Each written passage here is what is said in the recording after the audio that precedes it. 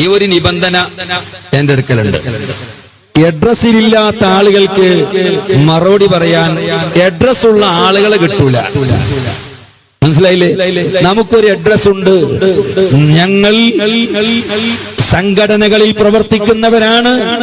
ഞാൻ കർണാടക ജംഇയ്യത്തുൽ ഉലമയിൽ പ്രവർത്തിക്കുന്നവനാണ്, മറ്റ് സംഘടനകളിൽ പ്രവർത്തിക്കുന്നവനാണ്. അതുകൊണ്ട് തന്നെ ഞങ്ങൾക്ക് സംഘടനാപരമായ അഡ്രസ് ഉണ്ട്. അതുകൊണ്ട് തന്നെ സംഘടനാപരമായ അഡ്രസ് ഉള്ളവനാണോ വരുന്നതെങ്കിൽ ഇൻഷാ അല്ലാഹ് അവർക്ക് മറുപടി ഉണ്ടാകും. അല്ലാതെ തെരുവിന് പോകുന്ന ഭ്രാന്തന്മാർക്കൊക്കെ മറുപടി പറയാൻ ഞങ്ങളെ കിട്ടൂല, അതിന് ഞങ്ങൾ വരൂല.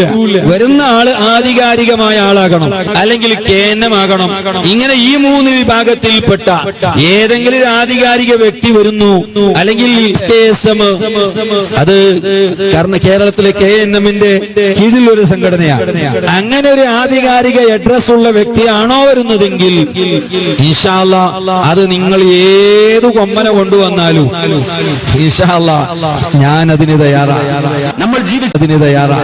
നമ്മൾ ജീവിച്ചിരിക്കുമ്പോ നമ്മുടെ നാട്ടിൽ ആളുകൾ ഇതാ രംഗത്ത് വരുന്നു. നമ്മുടെ കൺമുമ്പിൽ ശുരുക്കു വളരുന്നു, പടരുന്നു. ഖുർആനിന്റെ അനുയായികൾ എന്ന് പറയുന്ന ആളുകൾ ഖുർആൻ പഠിപ്പിച്ച അടിസ്ഥാന ആശയങ്ങൾക്കെതിരെ പ്രവർത്തിക്കുന്നു. പച്ചയായി നമ്മൾ നോക്കി നിൽക്കുമ്പോ ഇന്നലെ മരിച്ച കൂറത്തങ്ങൾ അന്ന് കബറടക്കി, സാധാരണ കബർ, പിറ്റേന്ന് ഇതാ അതിന് മോഡിഫൈ വരുന്നു, പിറ്റേന്ന് വീണ്ടും മോഡിഫൈ വരുന്നു. അതെ, നമ്മുടെ നാട്ടിലെ ചില മക്കളുണ്ട്, ചില ചെറുപ്പക്കാരുണ്ട്, അവര് പുതിയ വണ്ടി വാങ്ങിക്കൊണ്ടുവന്നാൽ നേരെ അത് മോഡിഫൈ ചെയ്യാൻ കൊണ്ടുപോകും. എന്നിട്ട് അതിനെ മേക്ക് ഓവർ ചെയ്യും. അവസാനം പഴയ വണ്ടിയാണോ ഇത് എന്നതുപോലും സംശയം തോന്നും. ചിലപ്പോൾ ഒരു 800 ആയിരിക്കാം, പക്ഷെ പുറത്തു വരുമ്പോ അതൊരു ഇന്നോവയായിട്ടായിരിക്കും പുറത്തു വരിക. ഈ രൂപത്തിൽ അത് ക്രിയേറ്റ് ചെയ്യപ്പെടുന്നത് പോലെ ജാറങ്ങൾ, ദർഗകൾ ഇവിടെ മോഡിഫൈ ചെയ്യുകയാണ്. സാധാരണ പറയാറുള്ളത് പോലെ പണക്കാരന്റെ മകളുടെ മണിയറ പോലെ ഈ ജാറങ്ങൾ അണിയിച്ചൊരുക്കി കൂറത്തങ്ങളും അല്ലാത്തതങ്ങളുമൊക്കെ നമ്മുടെ നാട്ടിൽ പ്രാർത്ഥിക്കപ്പെടുന്ന ബിംബമായി, തേടപ്പെടുന്ന ബിംബമായി പ്രവാചകൻ പറഞ്ഞതുപോലെ അല്ലാഹുമ്മ ലാ തജ്അൽ ഖബ്രി വസനൻ യുഅബദു, അല്ലാഹുവേ എന്റെ ഖബർ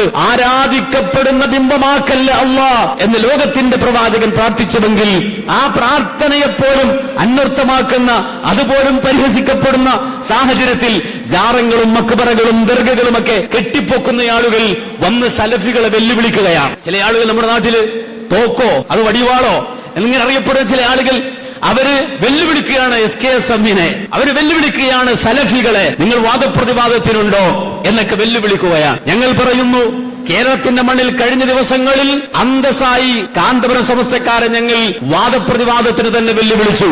ഒന്നാമത് അവരോട് പറഞ്ഞ വിഷയം മുദബ്ബിറുൽ ആലം എന്ന വിഷയമാണ്. മുദബ്ബിറുൽ ആലം അഥവാ CM മടവൂരാണ് മുദബ്ബിറുൽ ആലം എന്ന കാന്തപുരം വിഭാഗത്തിന്റെ വാദം ശിർക്കും കുഫ്റുമാകുന്നു. ഈ വിഷയത്തിൽ വാദപ്രതിവാദത്തിന് തയ്യാറുള്ള ഏത് സഖാഫിയാണെങ്കിലും, ഏത് കാന്തപുരം സമസ്തക്കാരനാണെങ്കിലും അവരുടെ സംഘടനയുടെ ഒരു ലെറ്റർ ഹെഡും വാങ്ങി, അല്ലെങ്കിൽ അവരുടെ സംഘടനയുടെ കീഴിലുള്ള ഏതെങ്കിലും ഒരു വിദ്യാഭ്യാസ സ്ഥാപനത്തിന്റെ എങ്കിലും ലെറ്റർ ഹെഡിൽ എഴുതി വന്നാൽ നമ്മൾ വാദപ്രതിവാദം നടത്തി